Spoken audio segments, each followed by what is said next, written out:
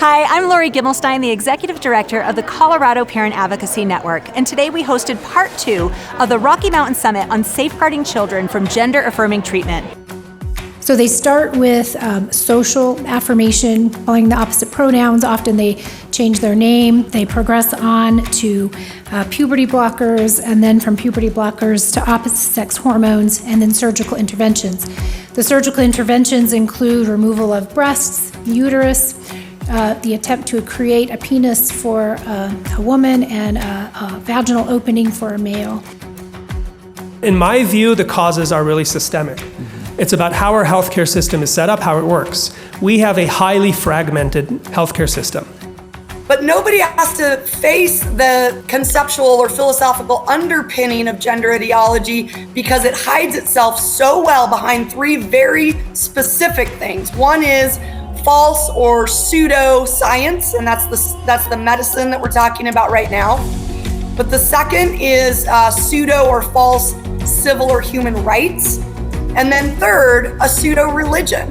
When Chloe was just 12, she was taught to believe that she's actually a transgender boy, and we're one of the lucky families that has a sister now that she overcame trans identity, and so we got to tell our story of overcoming to help other families. I declared in a direct message with an online friend that I was totally, absolutely a boy, and my parents just didn't get it.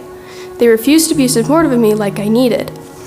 I chose some really strong words at the time to make a point, and I'm not sure how my parents saw the messages with that friend, but I'm immensely grateful that they did. Being a transgender never made me happy. Looking back on it all, it was a dark path devoid of any of the things I was told being trans would provide. That the responsibility of adults is to represent reality to young people. Young people look to us. And the reality is that male and female are permanently established at conception.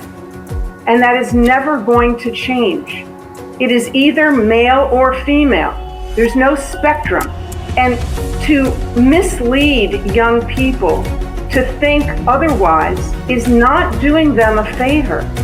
It is basically indoctrinating them with false ideas that will lead to permanent harm. Thank you, Dr. Grossman.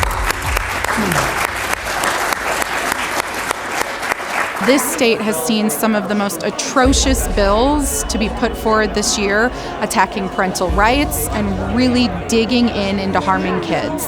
So I think it's so crucial to be directly here in a state where we are seeing this fight with these families one-on-one. These are super important events, and I hope that other states can replicate CPAN and its incredible model of bringing all these parents together for these important conversations.